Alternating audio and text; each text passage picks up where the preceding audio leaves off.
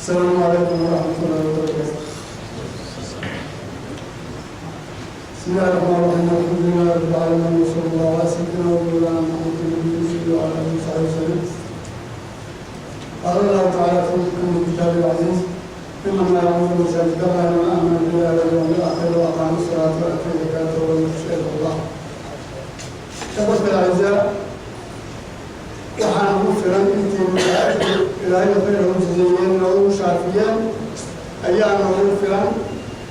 intaas haddaan qaadano masaajidku ismaaya beedka ilaahay uu ismaaya waxaan isku dhiirigelinaynaa isku rabagelineynaa inaan khayrka ilaahay aan laga jeclaysa adduunyadu waxay ku fiican tahay oo wax ku taraysaa meeshaasoo kale wax ku taraysaa adduunyadu wax kale oo waxtarkeedu waa intaas inaad masaajidka dhistid inaad ka xajisid inaad haddaan ku cibaadaysatid inaad mataqaanaa saasoo kale adduunyadu meeshaas bay ku fiican tahay marka masaajidku hadda waa beydka ilaahay ninkii beydka ilaahay dhisaa waa nin janno dhistoo kale sidii rasuulku uu sheegay calayhi salaatu wasalaam ninkii beyd ilaahay dhista ilaahay baa jannada kugu dhisa marka waa fursad haddana soo martay fursaddaas in laga faa'iidaystaa la rabaa waxaa la yidhi idaa wajada al-insaanu lilkhayri fursatan walam yaqtanimhaa fahuwa laa shaka caajizu ninkii fursadda khayrku ay soo marto oo aan ka faa'iidaysan qofkaas waxaan shaki lahayn inuu yahay caajis marka sadaqadan jaariyada ah sadaqooyinka kale way ka nacfi badan tahay ilaa qiyaame ayaa qofku ku intifaacaya wuxuu meeshaas la baxo waxaa la yidhi nin la odhan jiray Sahl bin Cabdillaahi at-Tustari ayaa qutila Sahl bin Cabdillaahi bikatrati sadaqati waxaa lagu dagaalay Sahl bin Cabdillaahi sadaqa badan uu bixinayo oo ay waraadeen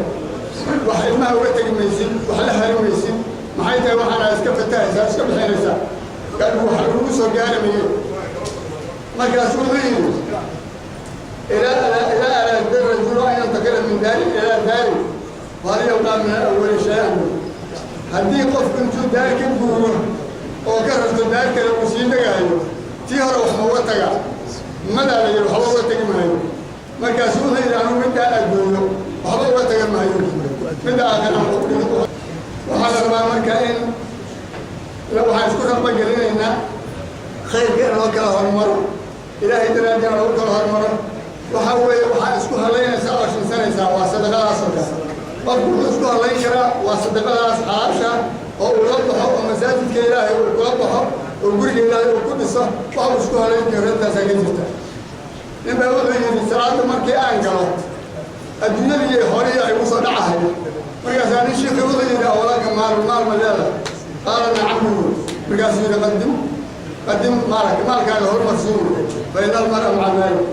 مالك هدو كهري وعرض مالك هنا كده بتكتب مركز هدو إلهي حقي كهري يا سجل أصعته لكن هدو جلال كاجره هذا والرياض حلها والله حلها يا له تذكر على كور قبلين السفر عن وجه سمين يا يركل هذا حلها مركز وحنشكر ربنا جلينا